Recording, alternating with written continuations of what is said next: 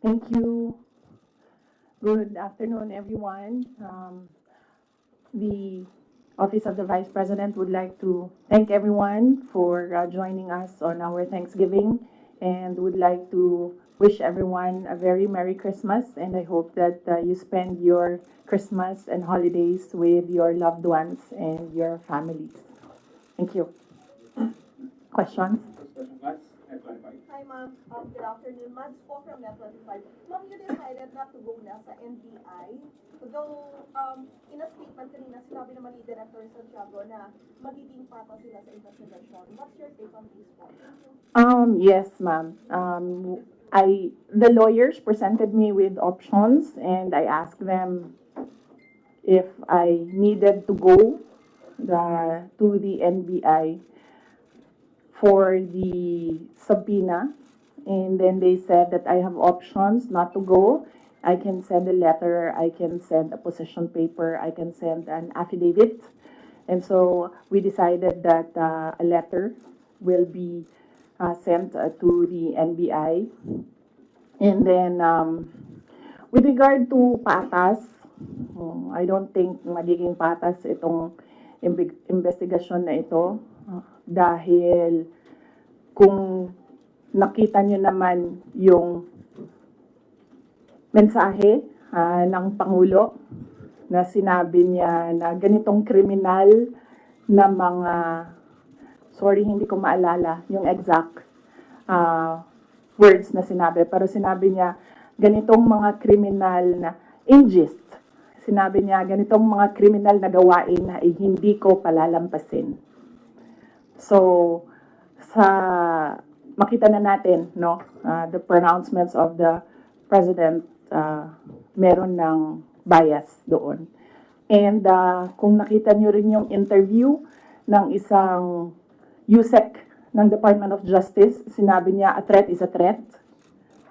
Well, if you're a lawyer, you would argue na no, there's several kinds of threats. But nakita nyo na doon pa lang sinabi na niya kung ano yung position niya. At as a USEC of DOJ, we expect that that is the position of the Department of Justice. So kahit pa man pumunta ako doon, hindi ako pumunta doon, we believe and I believe that we, meaning the lawyers and I, believe that cases will be filed.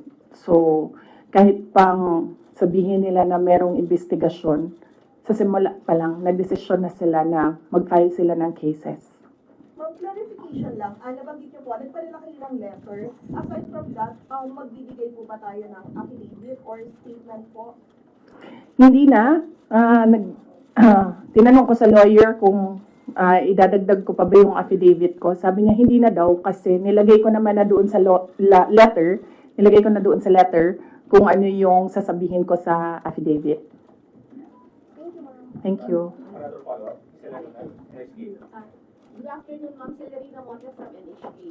You have mentioned that parang there are already biases on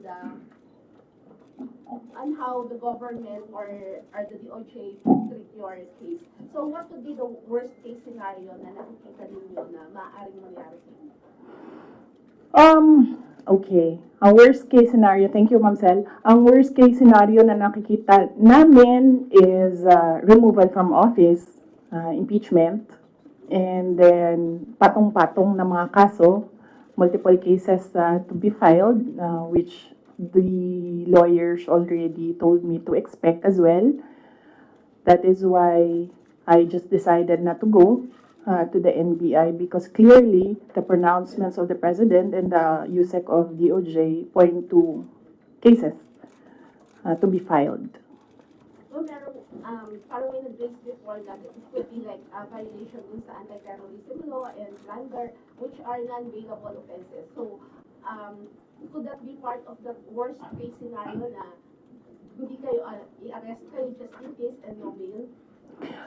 Yes, that could be as well. That is a possibility, ma'am, for cases that are without bail. And as I said, when I read the subpoena, I read there it was for grave threats na hindi naman grave threats yung ginawa ko under the revised penal code, and it was for anti-terror law. So napaisip ako, bakit anti-terror law ang iniimbestigahan nila? And then, it's not the first time that I've heard of the anti-terror law used against a person. So the first time I read about it, they used it against Congressman Arnie Teves. So I inquired about what happened in Negros. So I was told, yun nga, there was a red notice, there was a AMLAC, freezing of assets, money, there was, well, a warrant of arrest, yes. And very recently, I read again the law, and then I found there that there is a provision there, removal from office. So on that point, it's still kumbaga an avenue, I think, that they're pursuing to remove me from office. Follow-up question, Joanna. Good afternoon, ma'am. Yes, ma'am. So you mentioned that there is a possibility of of them coming to arrest you. Have your lawyers briefed you on what to expect in case they do come? And will you allow yourself to be arrested, or will you, because there have been others who have fled, will you want to face people, face the law enforcers who will arrest you, or will you also try to not get arrested? No, I do not plan to leave the country, or I do not plan to hide if there will be a warrant of arrest. Mainly because my children are here. So if I am detained, I want to be able to still see my children. So I have no plans of doing that. I have no plans of leaving the country to hide. One last follow-up for this matter. Please, Adolfo. Ma'am, Congressman Marcoleta offers himself book as your lawyer in case tutuloy yung impeachment case against you. Will you accept the offer? No, I think, well, first off, I'd like to thank Congressman Rodante Marcoleta for his offer to be my lawyer in the impeachment case. I appreciate it because he's a very good lawyer. He's a brilliant lawyer. In fact, he pointed out to me points during the committee hearing that as a lawyer, I was not able to see. So that shows his astuteness in the law. But I feel that he will better serve the country if he remains as a member of the House of Representatives. That is what is important right now. We need good public servants, good leaders, good officials in government.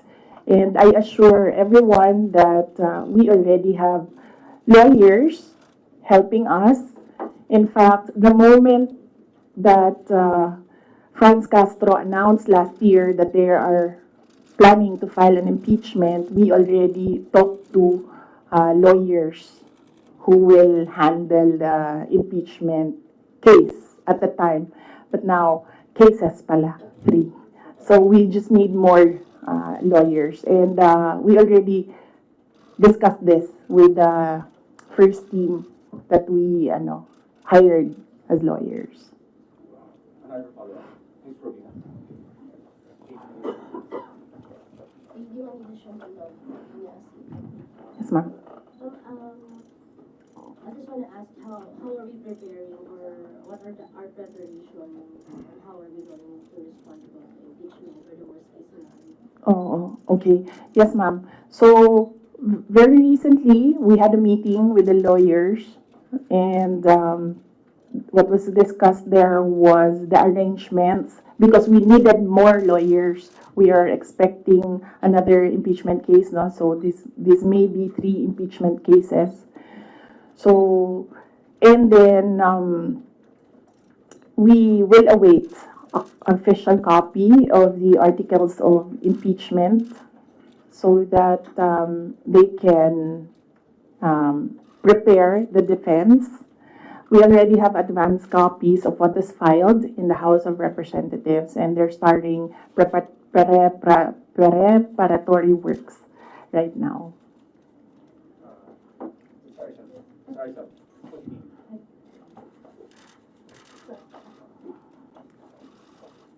Ma'am, most of your allies and former allies have changed positions or changed, their sides. How do you feel right now? And if, for example, the impeachment comes through, are you confident with the numbers both in Congress and the Senate? No, we're not confident with numbers, ma'am, because impeachment is a legal process and a political activity. So we are confident with the legal aspect of the impeachment because all the lawyers that I asked to review the initial draft of the impeachment complaint really said that this is not, they would say it's not an impeachable offense and this is not an actionable offense, things like that, lawyer talk. But with regard to politics, that is a different matter altogether. So we do not know what will happen with that. How do you feel that you're changing sides at this very moment or even before? Well, that's politics. They always say that there are no permanent friends and enemies in politics. So it really depends on the person, no, on the politician, what path he will choose. MC Reyes. Hi, ma'am. Ma'am, related to the worst case scenario. Yes. The House of Government Committee said that they are eyeing the possibility of filing plunder, technical malversation, and falsification charges, among others, against you and several other officials of the OVP and formerly with the DepEd in relation to the alleged misuse of the confidential funds. Have you discussed this already with your legal team, with any of the lawyers, and what can you say that it's a very heavy case, plunder? Yes. Yes, oo.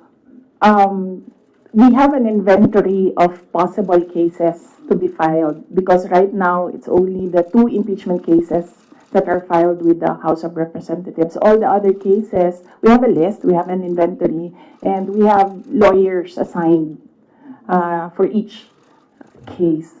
Usually, cases that are similar, we assign it to one lawyer. And then other cases, we assigned it to other lawyers so that we ensure that all the cases have lawyers focused on each case. Another follow-up. Dennis Sanito po po. Dennis Sanito po from Bondoranil, Philippines. Ma'am, na-consult niyo na ba yung family niyo about this? Dahil kanina nabanggit niya tungkol sa mga lawyers. About sa family, si PRRD, nakausap na po ba ninyo? And ano yung payo po sa inyo? Hindi pa kami nagkausap ni dating Pangulong Rodrigo Duterte. I expect na magkikita kami as usual sa December 24 sa bahay ng mother ko. Likely, baka doon namin mapag-usapan yan kung man mapag-usapan namin dahil madalas kasi kapag nagkasama-sama yung pamilya, lalo na pag nandyan yung mga apo, ay yung mga apo yung pinag-uusapan ng pamilya. Nagsabi si Pangulong Duterte na magpapadala siya ng pera para sa pambayad daw ng mga abogado kasi alam niya na napakaraming mga abogado ngayon ang kinuha para sa iba't ibang mga kaso. Pero nagsabi na rin ako through my brother kasi yung kuya ko yung sinabihan niya. Nagsabi ako na huwag na lang siya magpadala ng pera dahil nakapaghanda naman na kami para sa impeachment case. Kasi yung sinabi niya impeachment case, sir. So sabi ko, nakapaghanda kami sa impeachment case. Kasi nga, last year, nag-announce na si Franz Castro ng impeachment. So the moment na sinabi yon, and the moment na nakita namin na tuloy-tuloy yung attacks against me, ay naghanda na rin kami para sa mga abogado. Mara Cepeda, Straits Times Report. Hi, ma'am. Mara Cepeda from Straits Times, Singapore.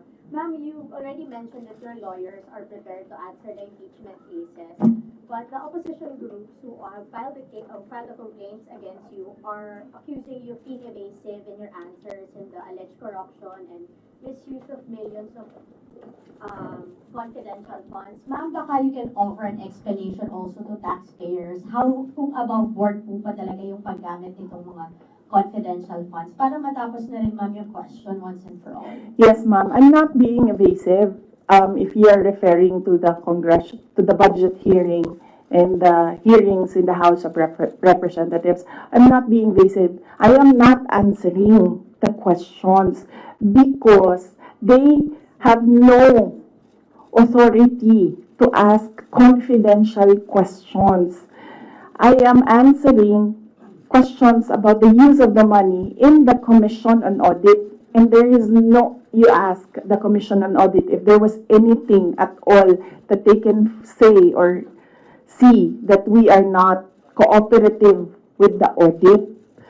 So it is wrong to say that I am evasive. I am definitely not answering questions about the use of the fund, about confidential funds, because it pertains to national security and the lives of the people involved in intelligence operations. And yes, as I said, we have fully cooperated with the audit process of the Commission on Audit, who has the sole jurisdiction to ask questions about the use of confidential funds. In fact, 2/4 of the Department of Education are already cleared by the Commission on Audit, but it is still being questioned inside the committee in the House of Representatives. So that is the reason why I am not answering questions from the House of Representatives. Plus the fact that, as I said, it is an attack. It is a political attack. If you are in aid of legislation and you want to legislate about confidential funds, you do not target one office and terrorize and torment the employees of that office. What you do is you do a sampling, a random sampling of the offices who have confidential funds. Why not call the office of the president, who has billions and billions of confidential funds, if you want to legislate about confidential funds? So that shows that they're singling out the office of the vice president. And I really feel that it's very disrespectful to the office of the vice president. That is also why when they ask that I respect their process, respect begets respect. So if they want respect, they should first respect the office of the vice president. That is what I was saying, that they don't like me, they don't like my person, they don't like Inday Sara Duterte, but they have to respect the office of the vice president. So if they want to investigate confidential funds, they don't single out one office. I understand, ma'am. VP, just a follow-up. Was it yesterday or the other day, the House also alleges that over 400 names na nag-cite with acknowledgement receipts, again, on the issue of the confidential funds, wala daw pong records at the DSA. Baka ma'am, you can offer an explanation because we know that this is a legal proceeding, pero pinag-uusapan po siya ngayon, ma'am, sa bahay ng bawat Pilipino. Kaya explanation if this is above board or bakit wala silang birth certificate, ma'am. No, I will not explain. I will not give an explanation because it will entail that I explain intelligence operations which will compromise officers who do intelligence operations. It will really compromise how they work.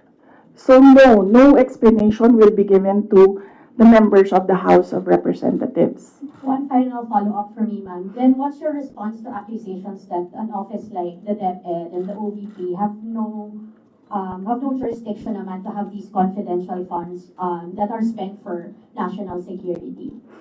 Well, the confidential funds was the first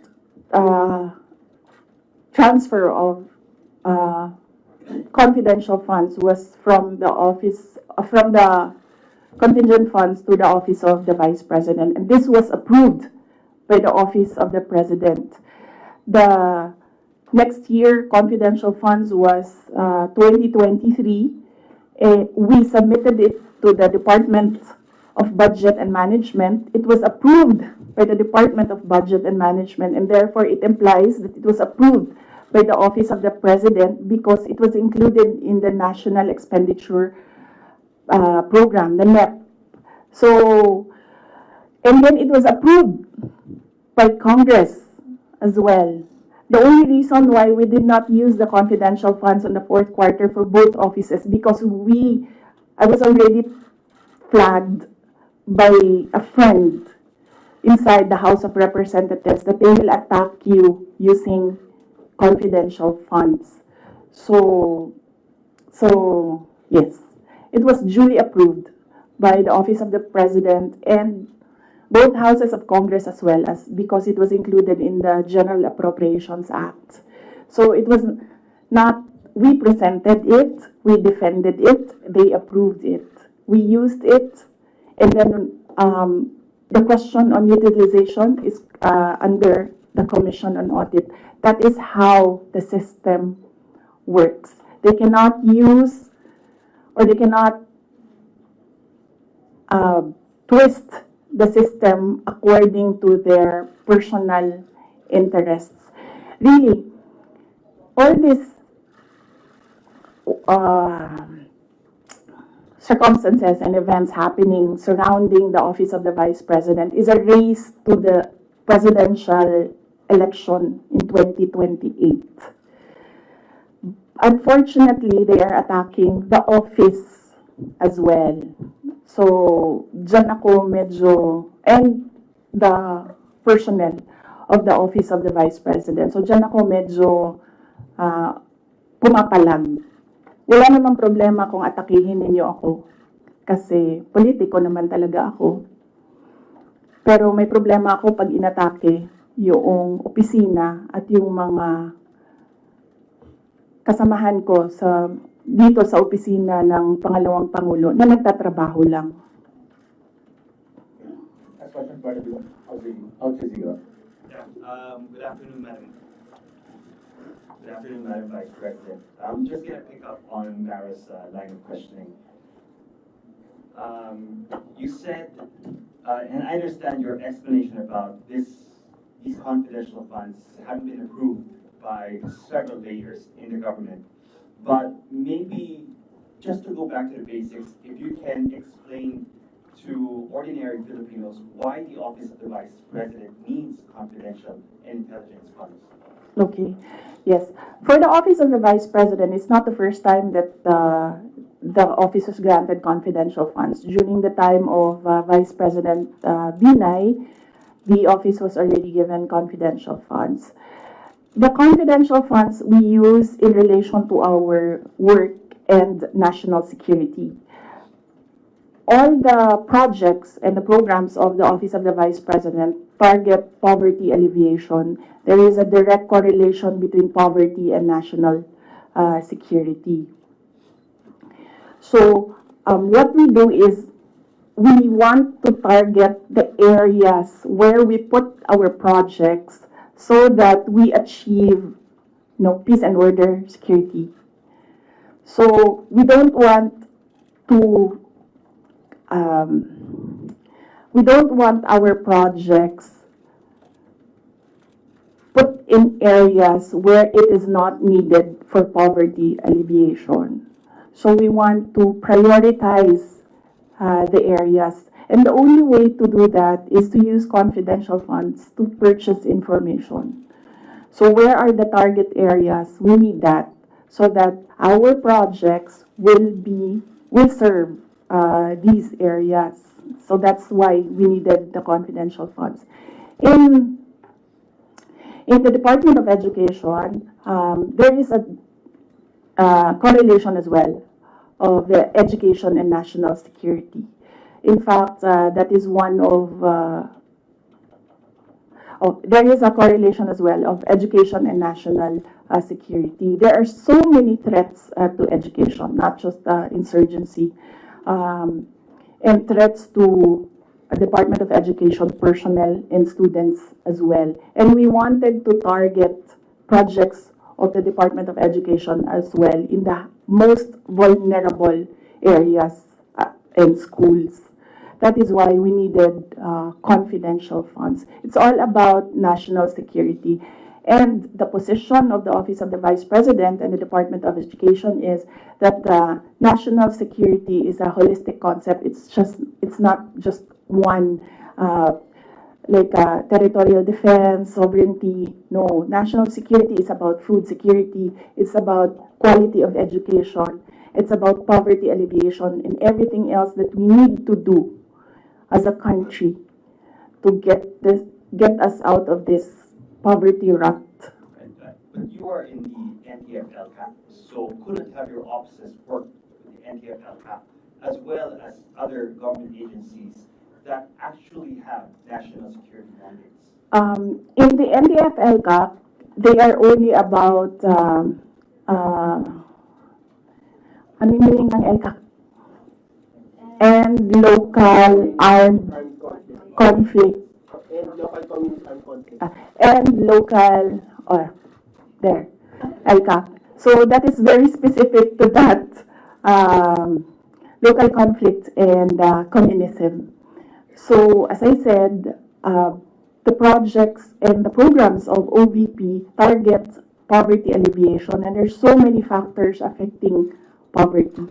And there are so many threats to education, not just insurgency. But there are also other government agencies with national security mandates that you can work with, your offices can work with. Yes, that is true, but we work far faster if we are allowed to purchase information and target our projects immediately on the certain school or certain barangay or certain municipality. We move faster if we can target our projects. Okay. Going back to the confidential funds, that was also about confidential funds, but the names that are being verified by the Philippine Statistics Authority, I know you said that you can't explain because they're confidential in nature, but maybe just a yes or no, because other names have cropped up. Aside from Mary Grace Piatos, we have Chippy McDonald, Fernando Tempora, Carlos Oishi, Raymunda Nova. These were mentioned in a column at the Philippine Star, and Joel Chua, Congressman Joel Chua was quoted. Are yes or no, are these code names? Nakalimutan ko yung sagot ko. Sandali.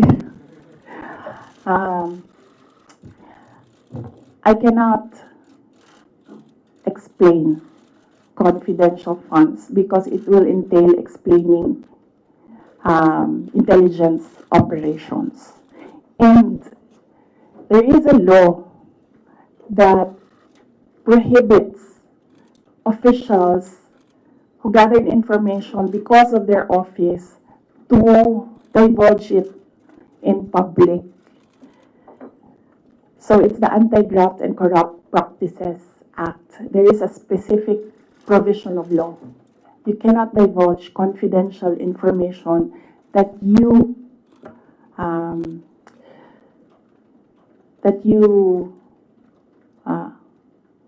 received while in office. So you won't even say these are No, that because code names. that will add to cases that may be filed against me. One last, sorry. Yes.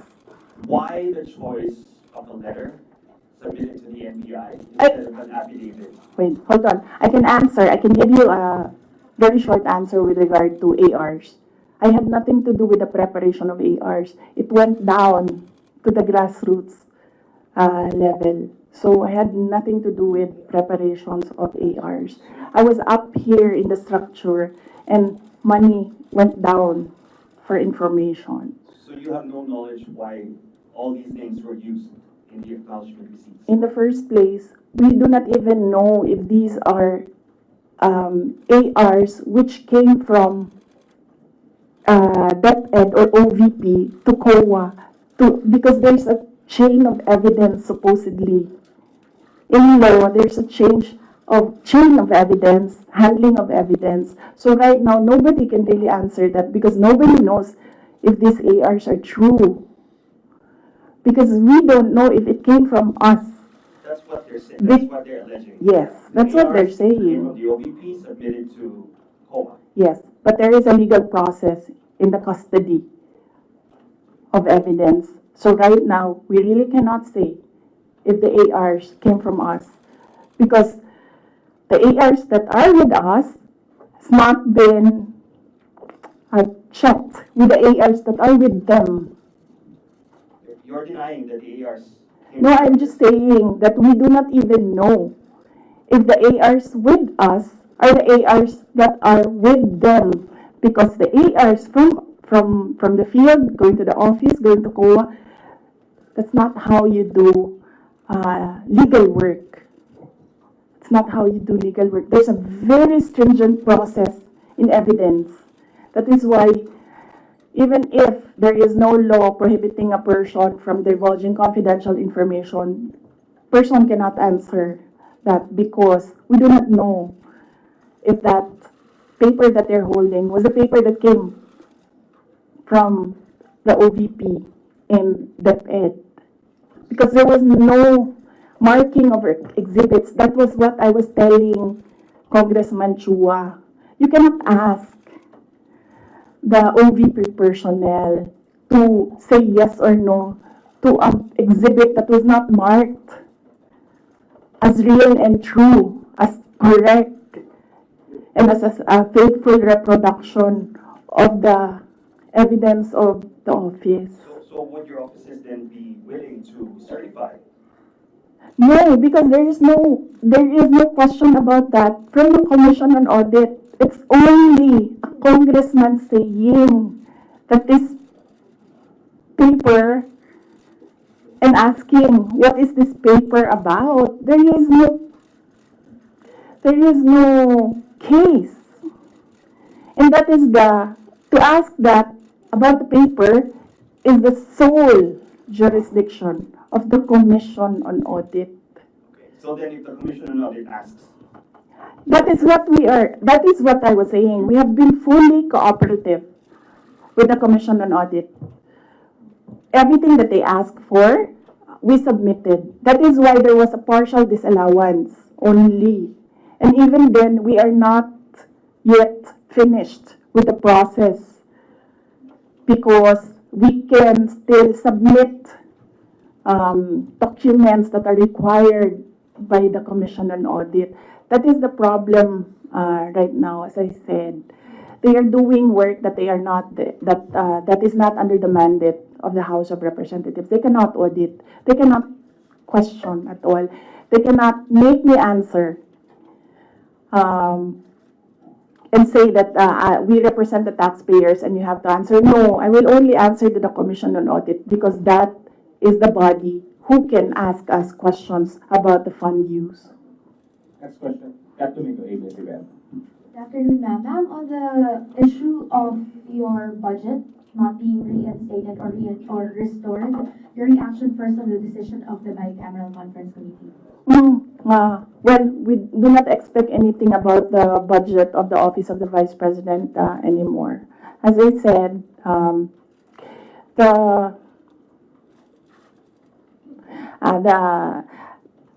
before I was saying that I am not the problem. I've been saying that I am not the problem. The problem of the Philippines is kahirapan, kagutuman, corruption, and all the other peace and order issues.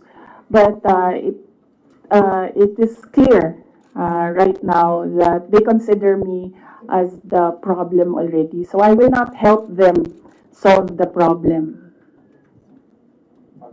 Ma'am, a follow-up question. It's nearly January already. Your office will be filing a new budget request for 2026. How much do you intend to ask from Congress for 2026? We've not discussed that. We need to wait for the budget call because the budget call outlines the rules of your proposal for budget for your office. So we need to read the budget call before we can sit down and discuss a budget proposal for the office of the Vice President. Ma'am, but top of mind, are you still considering to hike the 733 million, or will you be happy operating on the same expenses in 2026? I cannot answer that because there are rules.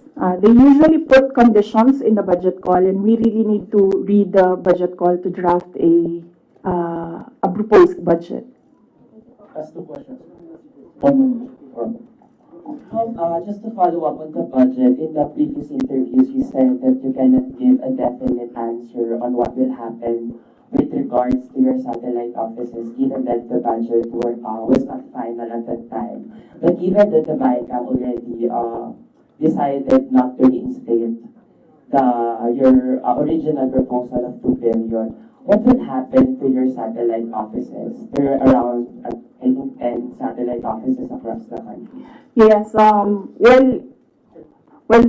We have to see if we can continue with the projects that they are implementing.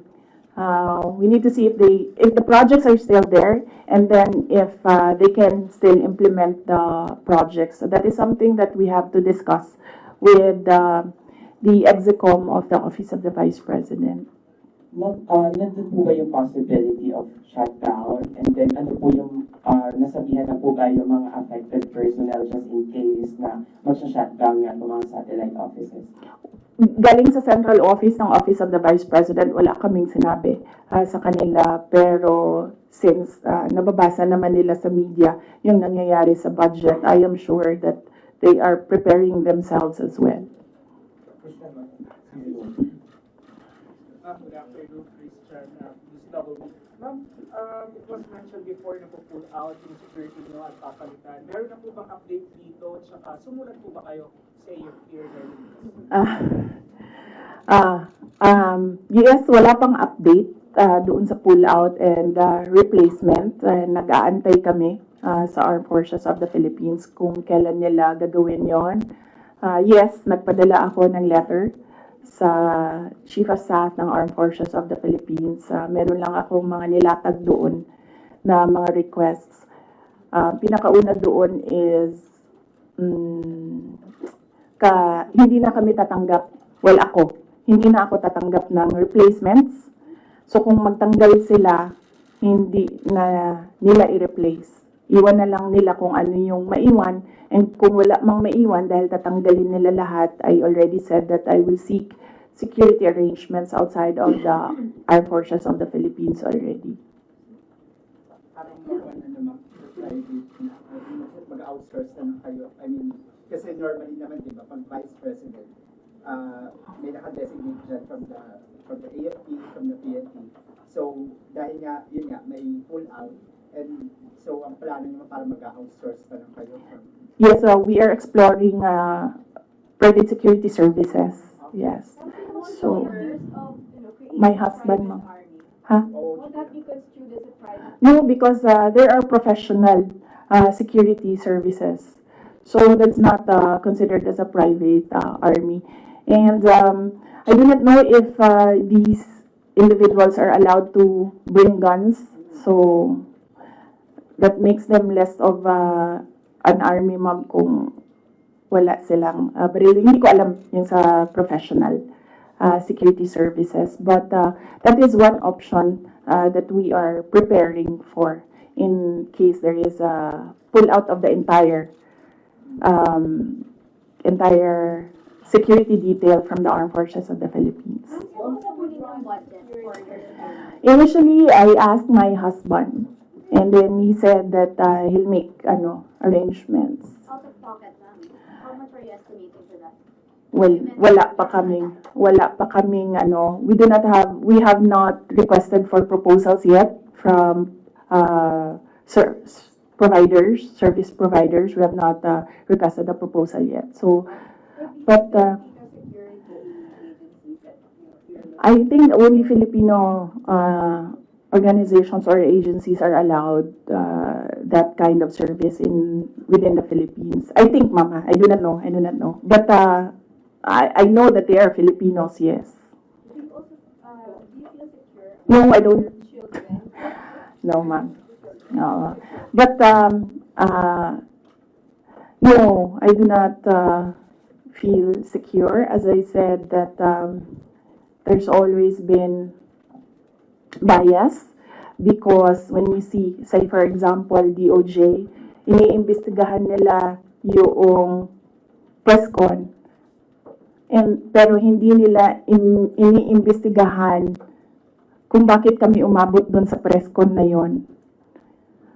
Iniimbestigahan nila ang threat ko, no?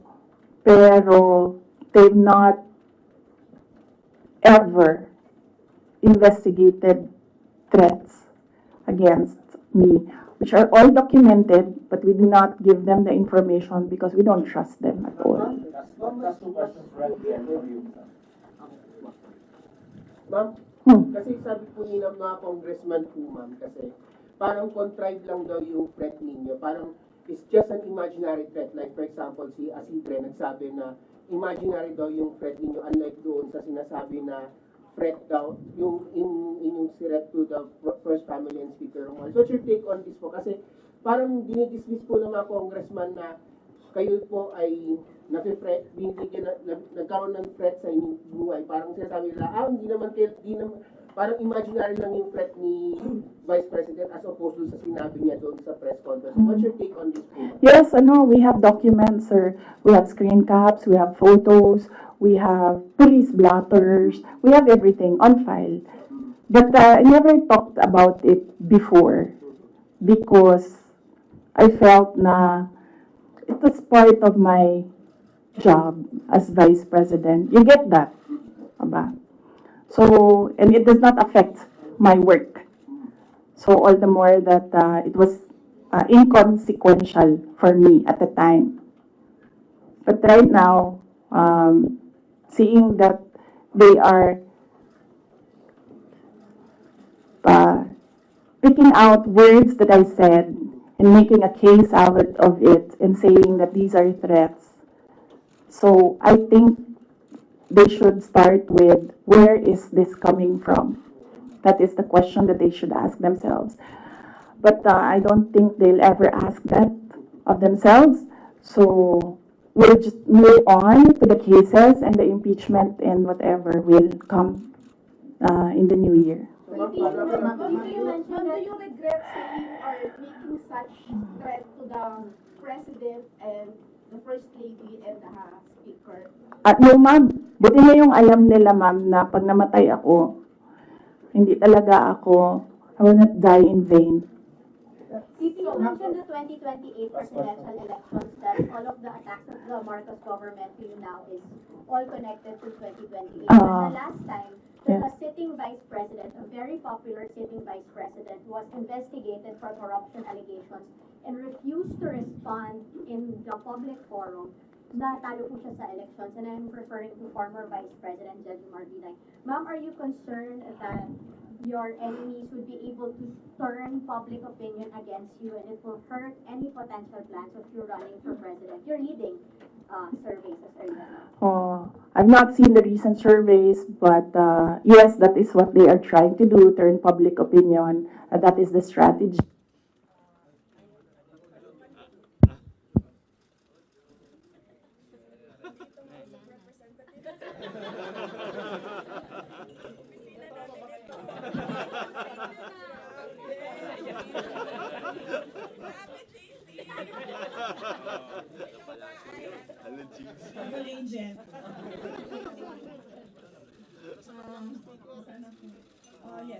Yes. But I am not. yung mga mic dito. Ala.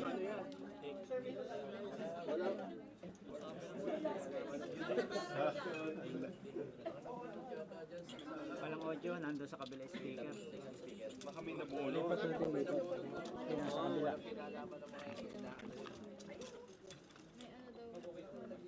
Oh, there. Yan na. Dito na ako.